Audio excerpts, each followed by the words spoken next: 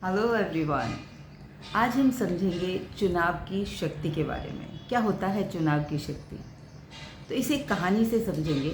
महाभारत का युद्ध चल रहा था और शुरू होने वाला था।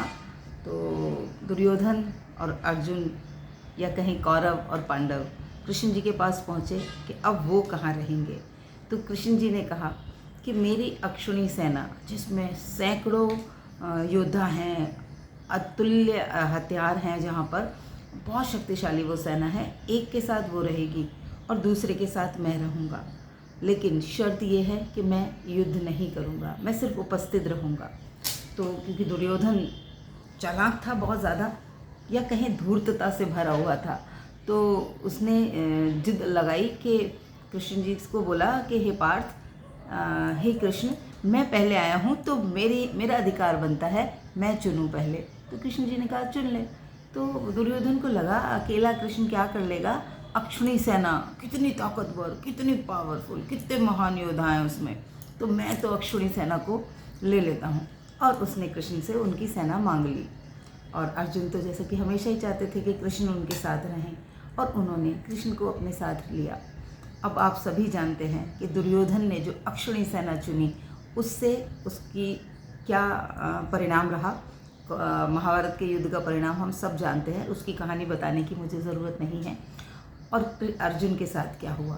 तो ये जो अक्षुणी सेना है, ये है हमारे अंदर ईर्ष्या, द्वेष, नफरत, लालच, चिंता, ऐसी वाली जो नकारात्मक फीलिंग है, जो हमें हमारी ओरिजिनलिटी से दूर लेके जाती हैं। और कृष्ण है हमारा ईश्वर से कनेक्शन, हमारा खुद का होने का एहसास, मैं क्या हूँ, जो हम पैदा होते वक्त थे उतने सहज, उतने सरल, उतने आनंदित, प्रेम से भरे हुए, तो वो हम बन पाएँ। और उस समय जब हम उन गुणों से भरे हुए, यानी कि कृष्ण वाले गुणों से भरे हुए, साहस के गुणों से भरे हुए, आनंद, प्रेम, रचयिता है ना, वो सब कुछ भी क्रिएट कर सकते हैं, वैसे वाले गुणों से भर के अपने जीवन के किसी भी लक्ष्य की तरफ बढ़ने का प्रयास करते हैं, तो सफलता निश्चित हो जाती है। चाहे वो आर्थिक हो, चाहे मानसिक हो, चाहे शारीरिक हो, चाहे हमारे रिश्ते हों, चाहे हमारे समाज से जुड़ी कोई कार्यविधि हो, कोई क्रियाकलाप हो। तो हमारे साथ कौन है, हमने किसे चुना है, अक्षुणी सेना को चुना है या कृष्ण को चुना है? क्या हम अपने होने के एहसास के साथ, ईश्वर के साथ जो गुण हमारे मैच कर रहे हैं, उन गुणों से अपने जीवन की अभिव्यक्ति कर रहे हैं, या फंसे हुए हैं अक्षुणी सेना के लालच में? कौन सी सेना? जो लालच है, डर है, चिंता है, क्रोध है, ईर्ष्या है, उसके फलीभूत होकर, उसके हाथों कठपुतली बनकर क्या हम अपने जीवन के सारे लक्ष्यों के प्रति अपने एक्शंस ले रहे हैं? क्या किसी के पास कुछ देखा, उसे देख के मन में विचार आए, हाय क्या बात है, इसने कितना अच्छी चीज़ अचीव की है, मैं भी ये अचीव करूं, मैं भी अपने अंदर वो क्वालिटी लाऊं, वो पात्रता बढ़ाऊं कि मेरे पास भी ये चीज़ आ जाए, ना कि ये इसके पास कैसे आ गया, इसे कैसे मिल गया, मुझे क्यों नहीं मिला, मुझे भी चाहिए, इससे छीन के रहूँगी, पा के रहूँगी। उस फीलिंग में अगर मैं जा रही हूँ, तो मैंने चुनाव किया है अक्षुणी सेना का।